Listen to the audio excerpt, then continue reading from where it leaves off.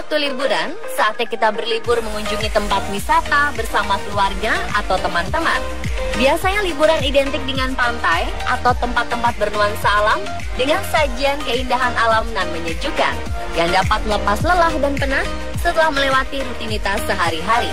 Tetapi bagi kita yang menyukai tantangan, olahraga ekstrim, dan jenuh dengan liburan yang itu-itu saja, mungkin kita bisa mencoba kegiatan liburan anti-mainstream berikut ini. Siapa tahu, liburan Anda akan lebih berkesan dan tak terlupakan. Pemirsa, inilah 7 liburan paling ekstrim versi UNESCO.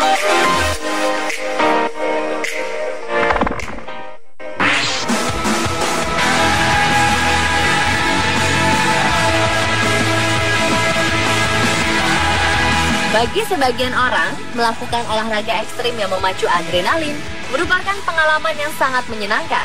Dan tanah air kita telah siap menyuguhkan berbagai macam kegiatan olahraga ekstrim. Salah satunya cliff jumping.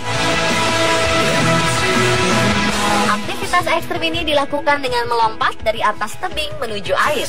Bagi sebagian orang, hal ini terlihat menyeramkan. Namun faktanya, banyak orang yang justru merasa tertantang untuk melakukan step spot lompat tebing. Mereka semakin tertantang untuk terjun dari tebing yang lebih tinggi. Selain di luar negeri, Indonesia sebenarnya memiliki banyak destinasi yang tidak kalah bagus dan tidak kalah menantang untuk melakukan cliff jumping ini. Salah satunya, destinasi terpopuler adalah di Nusa Ceningan, Bali. Seperti inilah indahnya. Mungkin Anda tertarik untuk mencobanya?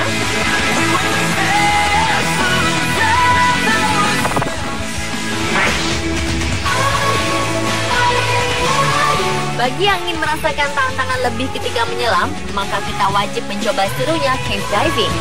Cave diving adalah olahraga petualangan yang melibatkan aktivitas menyelam di goa-goa bawah laut sambil menikmati keindahan satwa dan biota lautnya.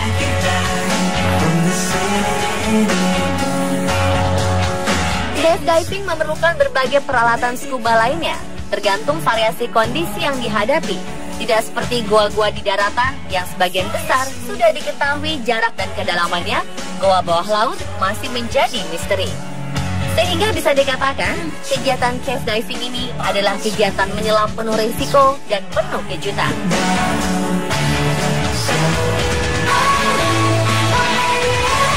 Maka dari itu, persiapan matang mulai dari peralatan selam dan fasilitas pendukung lainnya seperti lampu dan lain-lain, kita bisa meminimalisir risiko yang ada.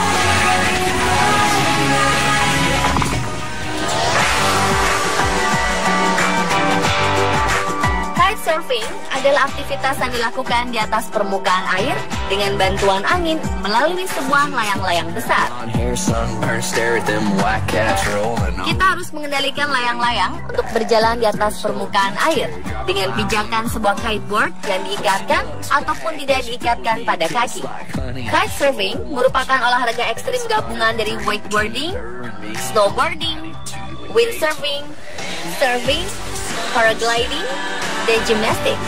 Jadi bisa kita bayangkan bagaimana ekstrimnya kitesurfing ini. Jika kita bosan dengan kegiatan surfing yang itu-itu saja, mungkin kitesurfing ini bisa menjadi alternatif pilihan kita mengisi liburan.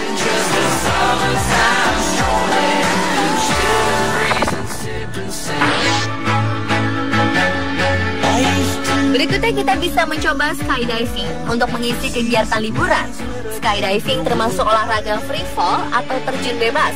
Olahraga yang memacu adrenalin ini termasuk olahraga yang sangat digemari dalam kategori olahraga ekstrim.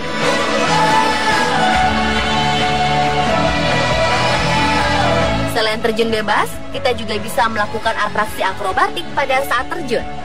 Awalnya skydiving dilakukan oleh anggota militer saat melakukan pendaratan darurat atau situasi genting.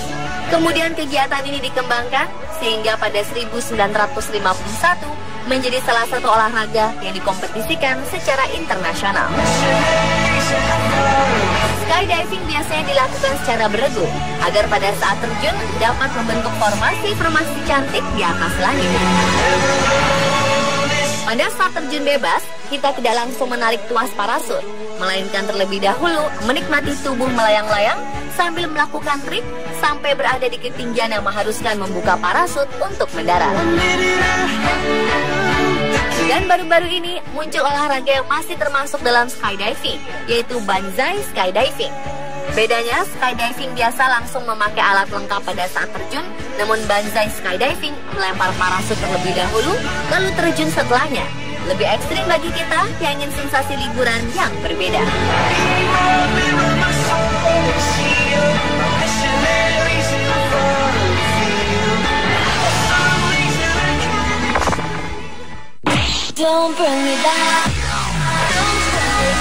Pernahkah terlintas untuk mengetahui apa rasanya jika surfing, snowboarding, ataupun ski air digabungkan menjadi satu?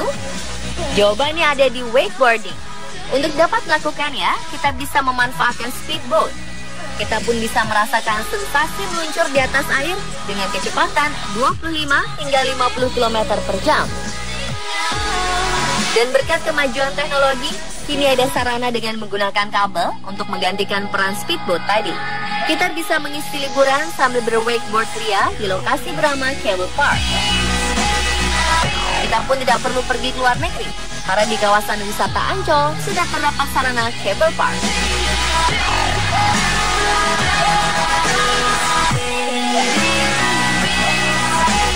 Wakeboarding sendiri sudah ada sejak 1946 di bawah pengawasan International Water Ski and Wakeboard Federation atau IWWF. Keseimbangan tubuh yang maksimal saat berdiri di atas papan dengan kecepatan cukup tinggi menjadikan wakeboarding salah satu olahraga ekstrim yang seru untuk dicoba.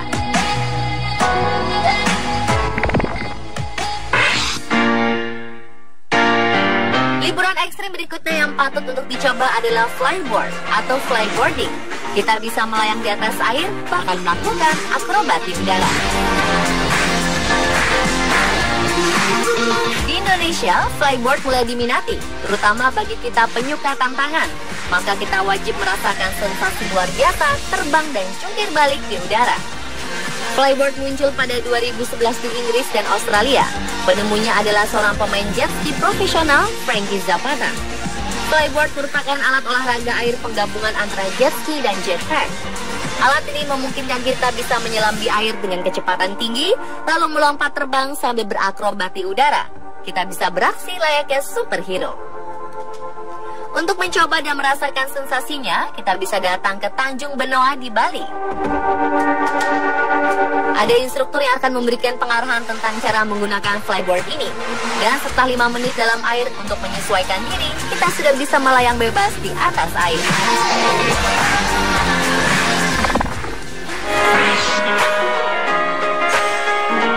Liburan ekstrim berikutnya bisa diisi dengan aktivitas canyoneering atau sering disebut canyoning. Kegiatan ini berbasis penelusuran sungai, ngarai atau lembah, dan air terjun yang memadukan berbagai teknik disiplin alam bebas.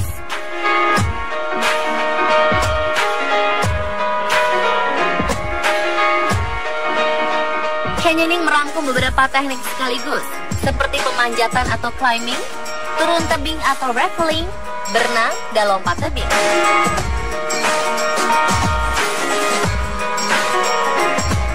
Pada beberapa kondisi tertentu, menyelam juga menjadi bagian dari canyoning. Aktivitas ini awalnya merupakan aktivitas yang lebih ditujukan untuk penelitian seperti hidrologi, klimatologi, ekologi, dan berbagai penelitian lain. Canyoning kemudian berkembang sejak akhir 1800-an di wilayah Eropa dan Amerika, dan semakin berkembang di wilayah Australia yang disebut sebagai surga para canyoner, sebutan untuk pegiat canyoning.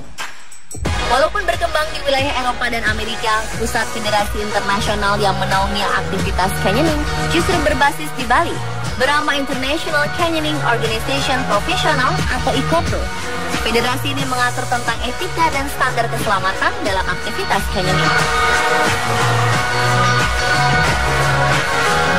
Di Indonesia sendiri, kita bisa menikmati serunya canyoning di air terjun Git-Git Bali, atau di Banyumas dan juga di Gunung Kidul, Yogyakarta. Dan itulah pemirsa 7 liburan ekstrim versi on the spot.